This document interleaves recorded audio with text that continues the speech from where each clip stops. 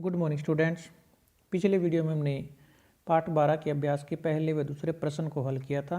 आज के इस वीडियो में हम उसके आगे के प्रश्नों को हल करेंगे। तो आइए शुरू करते हैं। हमारा अगला प्रश्न है प्रश्न नंबर 3। समासानाम शुद्धम विग्रहम चिनुत। समासों का शुद्ध विग्रह चुनिए। इसमें आपको कुछ समास पद दिए गए हैं जैसे कि ये, और इनके सामने आपको चार ऑप्शन दिए गए हैं इसके विग्रह के। तो इनमें से जो सही विग्रह है उसका आपने चयन करना है। तो पहला जो आपका समास है वो है ब्रह्म ज्ञानम। ब्रह्म ज्ञानम का अर्थ होता है कि ब्रह्मा का ज्ञान। तो इसके विग्रह में ब्रह्मा में षष्ठी विभक्ति का प्रयोग किया जाएगा। तो आपका ब्रह्मा की षष्ठी विभक्ति होती है ब्रह्मण है, तो आपका सही विग्रह हो जाएगा ब्रह्मण है ज्ञानम। ठीक है, ये आपका सही उत्तर हो जाएगा ब्रह्मण है ज्ञानम, ब्रह्मा का ज्ञान। उसके बाद है आपका अगला समास है गणेश लिखितम। गणेश लिखितम अर्थात गणेश के द्वारा लिखा हुआ। तो यहाँ पर गणेश में विग्रह में तृतीय व्यक्ति का प्रयोग होगा। तो आपका विग्रह बन जाएगा गणेशेन लिखितम। क्या ऑप्शन आपका गणेशेन लिखितम, गणेश के द्वारा लिखा हुआ। उसके बाद आपका अगला समास है भास्कर वराह मिहिरो। भास्कर और वराह मिहिर, ये आपके गणित के दो विद्वानों के नाम हैं, भास्कर और वराहमिहिर। तो इसका विग्रह आपका द्वंद्व समास में बन जाएगा भास्कर च वराहमिहिर च। ग ऑप्शन आपका सही उत्तर हो जाएगा भास्कर च वराहमिहिर च। ठीक है। उसके बाद आपका अगला है अष्टाध्यायीम। अष्टाध्यायीम अर्थात अष्टाध्यायी को। तो इसका आपका विग्रह हो जाएगा अष्टानाम अध्यायानाम समाहार ताम। 8 अध्यायों का समाहार है जिसमें उसको। तो ये आपका द्विगु समास के अंतर्गत बनता है अष्टानाम। ये आपका सही ऑप्शन हो जाएगा ऑप्शन घ, अष्टानाम अध्यायानाम समाहार ताम। ठीक है। अगला समास आपका नाटककार है। नाटककार अर्थात जो नाटक को लिखता है। तो इसका विग्रह आपका बन जाएगा नाटकम करोति यह स। नाटकम करोति यह स, ये आपका बहुव्रीहि समास के अंतर्गत बनेगा। और उसके बाद आपका अगला नीति पटुहु। नीति पटुहु का अर्थ होता है नीति में निपुण। तो नीति में निपुण, तो इसका विग्रह करेंगे तो नीति में सप्तमी विभक्ति का प्रयोग होगा जिससे आपका विग्रह बनेगा नीतौहु नीतौ पटुहु। ठीक है, नीतौ पटुहु, नीति में निपुण। ऑप्शन क्या आपका सही उत्तर हो जाएगा नीतौ पटुहु। ठीक है। अगला प्रश्न आपका प्रश्न नंबर 4 कहता है कि संधि छेदान कुरुत। संधि विच्छेद कीजिए। तो इसमें आपका पहला शब्द है सामाथर्व। सामाथर्व, तो इसका आपका संधि विच्छेद बनेगा साम प्लस अथर्व। ये आपके दो वेदों के नाम है सामवेद प्लस अथर्ववेद। तो साम प्लस अथर्व आपका संधि विच्छेद हो जाएगा साम प्लस अथर्व। इसमें आपने लिख देना साम प्लस अथर्व। यहाँ पर दीर्घ संधि से आपका ये बनता है साम का जो अंतिम वर्ण है अ, और अथर्व का जो पूर्व वर्ण है अ प्लस अ, आपका क्या हो जाएगा आ बन जाएगा दीर्घ संधि में। ठीक है, तो आपका फिर शब्द बनेगा सामाथर्व। उसके बाद आपका तद्वाप्यम। तद्वाप्यम का आपका संधि विच्छेद बनेगा तत् प्लस अवाप्यम। अवाप्यम, तत् प्लस अवाप्यम। तो ये आपका बनता है जसत्व संधि से। जसत्व संधि से। ठीक है, जसत्व संधि में क्या होता है, यहाँ पर जो तय है इसके बाद कोई स्वर आए तो तय अपने वर्ग के तीसरे वर्ण में परिवर्तित हो जाएगा। ठीक है, तो यहाँ पर फिर क्या बन जाएगा तद्वाप्यम। तद्वाप्यम, तो ये आपको याद रखना कि जसत्व संधि में बनता आपका। ठीक है, यहाँ पर तय अपने वर्ग के तीसरे वर्ण में बदल जाएगा त थ द में। ठीक है, तय का क्या बन जाएगा द। उसके बाद आपका है कबीर वाल्मीकि। कबीर वाल्मीकि, तो इसका जब संधि विच्छेद करेंगे आप तो क्या बन जाएगा कवि ही, जो रह आपका ऊपर जो अर्ध रह लिखा हुआ है इसकी विसर्गे बन जाएंगी, कवि के साथ लग जाएंगी, और प्लस में आपका हो जाएगा फिर वाल्मीकि शब्द। ठीक है, कवि ही प्लस वाल्मीकि ही। तो विसर्गों का फिर दोबारा से विसर्ग संधि से रह बन जाएगा, फिर इसका दोबारा से कविर वाल्मीकि हो जाएगा। तो यहाँ पर आपको क्या करना, कवि ही प्लस वाल्मीकि लिखना, कवि पे विसर्ग लगाएंगे आप। उसके बाद आपका है व्यासोक्तम। ठीक है, व्यासोक्तम अर्थात व्यास के द्वारा कहा गया। तो इसका आपका संधि विच्छेद बनेगा व्यास, व्यास प्लस उक्तम। ठीक है, व्यास प्लस उक्तम। तो यहाँ पर आपका गुण संधि से जो उ है, ये स के अंतर्गत जो अ है, यानी कि अ प्लस उ गुण संधि से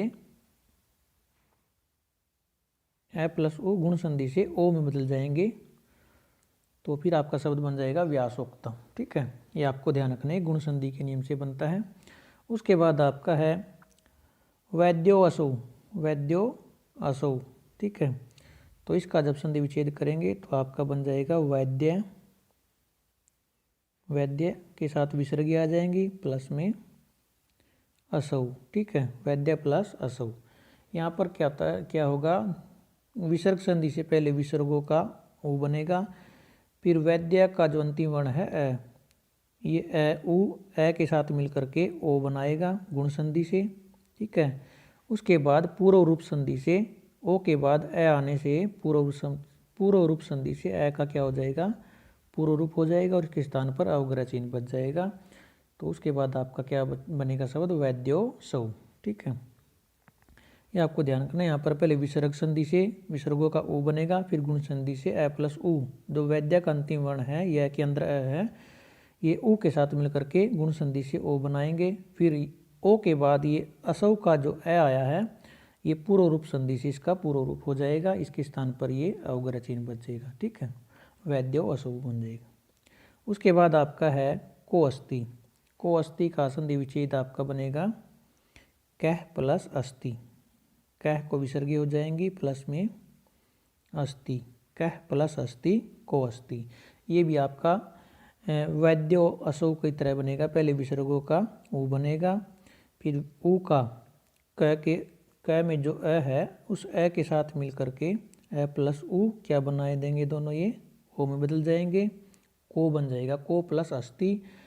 फिर ओ के बाद अ आने से, हरिस्व अ आने से इसका पूर्व रूप संधि से अ का क्या हो जाएगा, पूर्व रूप हो जाएगा, और इसके स्थान पर ये अवग्रह चिन्ह बच जाएगा को अस्थि। ठीक है, तो ये यहाँ पर क का ओ बन जाएगा को। ठीक है, तो उसके बाद आपका रूप बन जाएगा को अस्थि ये वाला, तो इसका विग्रह आप लिखना कह प्लस अस्थि। उसके बाद है अष्टाध्यायी। अष्टाध्यायी का आपका विग्रह रहेगा अष्ट प्लस अध्यायी, अष्ट प्लस अध्यायी। ठीक है, अष्ट प्लस अध्यायी। तो यहाँ पर अष्ट का जो अंतिम वर्ण है अ, और अध्यायी का जो प्रथम वर्ण है अ प्लस अ, दोनों किस में बदल जाएंगे, दीर्घ संधि से आ में बदल जाएंगे, अष्टा आपका बन जाएगा फिर अष्टा प्लस अध्यायी। ठीक है, उसके बाद आपका है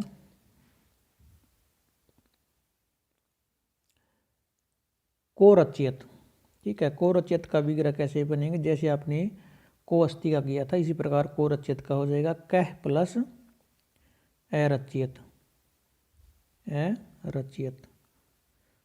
तो इसका आपका बन जाएगा कह प्लस अरचियत को रचियत। इसका भी उसी प्रकार पहले विसर्गों का ओ बनेगा, फिर ओ का कह के अ के साथ मिलकर के ओ बनेगा, और अ ओ बनने के बाद आपका को शब्द बन जाएगा को। ठीक है, को के बाद आपका ये हरिस्व अ आता है, जो ये पूर्व रूप संधि इसका पूर्व रूप होके को रचियत आपका शब्द बन जाएगा। ठीक है, तो ये था आपका प्रश्न नंबर 4 संधि विच्छेद। उसके बाद आपका अगला प्रश्न है प्रश्न 5 रचना रचनाकारई सह मिलियत, रचना को रचनाकार से मिलाइए। यहाँ पर आपको रचनाएं दी गई हैं, यानी कि पुस्तकों के नाम दिए गए हैं, और यहाँ पर कुछ कवियों के नाम दिए गए हैं या लेखकों के नाम दिए गए हैं। तो कौन सी पुस्तक किसने लिखी है उसका मिलान आपने करना है, ठीक है। तो सबसे पहले आपकी है चरक संहिता। चरक संहिता की रचयिता कौन है? चरक हैं, महर्षि चरक हैं।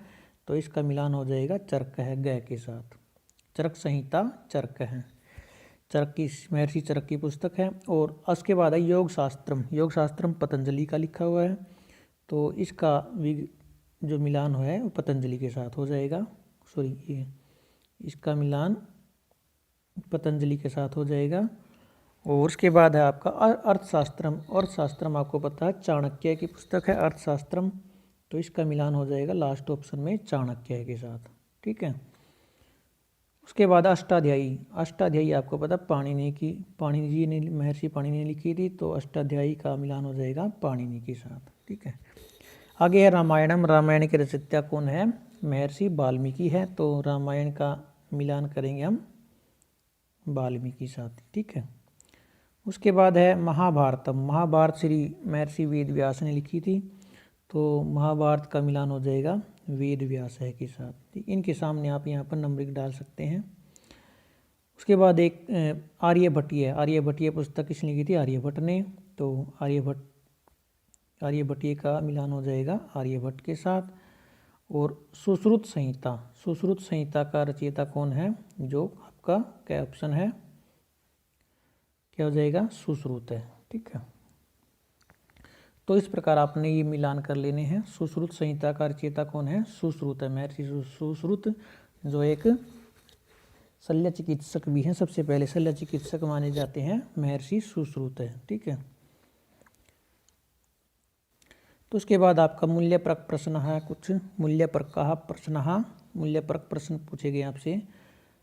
अधोलिखितान प्रश्नान उत्तर, नीचे दिए गए प्रश्नों के उत्तर दीजिए। तो सबसे पहला प्रश्न आपका उपनिषत्सु किम विषयकम ज्ञानम प्राप्यते। उपनिषदों में किस विषय से या किस विषय का ज्ञान प्राप्त होता है? तो उपनिषदों में आपको पता कि ब्रह्म से संबंधित विषय का ज्ञान प्राप्त होता है। तो क्या हो जाएगा आपको? किम की जगह पे आपने लिखना ब्रह्म। उपनिषत्सु ब्रह्म विषयकम ज्ञानम प्राप्यते, ठीक है। तो इसको आपने किस प्रकार लिखना एक बार मैं आपको बता देता हूँ। तो इसका उत्तर आपका बनेगा उपनिषत्सु ब्रह्म विषयकम ज्ञानम प्राप्यते। इस प्रकार आपने लिखना है। यहाँ से आप वीडियो को पॉज करके भी लिख सकते हैं। उपनिषत्सु ब्रह्म विषयकम ज्ञानम प्राप्यते। उपनिषदों में ब्रह्म विषय का ज्ञान प्राप्त होता है या ब्रह्म से संबंधित ज्ञान प्राप्त होता है, ठीक है। उसके बाद आपका अगला प्रश्न है आदि कवि ही कह कथ्यते। आदि कवि कौन कहे जाते हैं? तो आदि कवि किसको कहा जाता है? महर्षि वाल्मीकि को कहा जाता है। तो कह की जगह पर आपको क्या लिखना? महर्षि वाल्मीकि, ठीक है। आदि कवि ही महर्षि वाल्मीकि कथ्यते। अगला प्रश्न आपका शून्यस्य आविष्कार कह अकरोत्। शून्य का आविष्कार किसने किया? तो शून्य का आविष्कार किसने किया था? आर्यभट्ट ने किया था। तो आपका क्या लिखना? कह की जगह पर आर्यभट्ट है लिखना सिर्फ। तो आपका उत्तर बन जाएगा शून्यस्य आविष्कारम आर्यभट्ट अकरोत्। शून्य का आविष्कार आर्यभट्ट ने किया था। अगला प्रश्न है आयुर्वेदस्य जनकः कः मन्यते। आयुर्वेद का जनक किसे माना जाता है? तो आयुर्वेद का जनक किसे माना जाता है? महर्षि चरक है। महर्षि चरक को आयुर्वेद का जनक माना जाता है। तो कह की जगह पर आपको क्या लिखना है? चरक है, ठीक है। आयुर्वेदस्य जनकः महर्षि चरक है। महर्षि के साथ भी यहाँ पर विसर्ग आ जाएंगे। महर्षि चरक है मन्यते। आयुर्वेद का जनक महर्षि चरक को माना जाता है, ठीक है। अगला आपका चाणक्य है कम राजवंशम नाशितवान। चाणक्य ने किस राजवंश को नष्ट किया था? तो किसको किया था? नंद राजवंश को किया था। तो कम की जगह पर आपको सिर्फ नंद लिखना है, बाकी सारा आपका प्रश्न है। क्या उत्तर बनेगा आपको? चाणक्य है नंद राजवंशम नाशितवान, चाणक्य ने नंद राजवंश को नष्ट किया। उसके बाद है कह कवि कवि कुल गुरु मन्यते, कौन सा कवि कवि कुल गुरु माना जाता है, कवियों के कुल का गुरु, यानी कि सभी कवियों का गुरु किसे माना गया है, तो कालिदास को माना गया। तो कह की जगह पर आपको कालिदास लिखना सिर्फ, तो क्या उत्तर बन जाएगा, कवि ही कालिदास है, कवि कुल गुरु मन्यते, कवि कालिदास कवि कुल गुरु माने जाते हैं। ठीक है, तो यहाँ पर आपका जो अभ्यास था पाठ 13 का वो समाप्त हो जाता है। तो जो आज मैंने आपको प्रश्न कराए उनमें से आपको एक तो ये मूल्यपरक प्रश्न है, जो ये आपको नोटबुक में लिखने हैं। ठीक है, मूल्यपरक प्रश्न सभी ये नोटबुक में लिखने हैं। और प्रश्न नंबर 4 संधि, प्रश्न नंबर 4 संधि को आपने नोटबुक में लिखना। तो आज के इससे पहले मैंने आपको फर्स्ट व सेकंड प्रश्न बताए थे, उसके बाद आपको हो जाएगा फोर्थ और एक लास्ट मूल्यपरक प्रश्न। ठीक है, ये 4 प्रश्न आपको नोटबुक में राइट करने हैं। ठीक है, और साथ ही इनको याद भी कर लेना है। ठीक है, तो इसके बाद नेक्स्ट चैप्टर को हम नेक्स्ट वीडियो में शुरू करेंगे। आज के लिए सिर्फ इतना ही, धन्यवाद।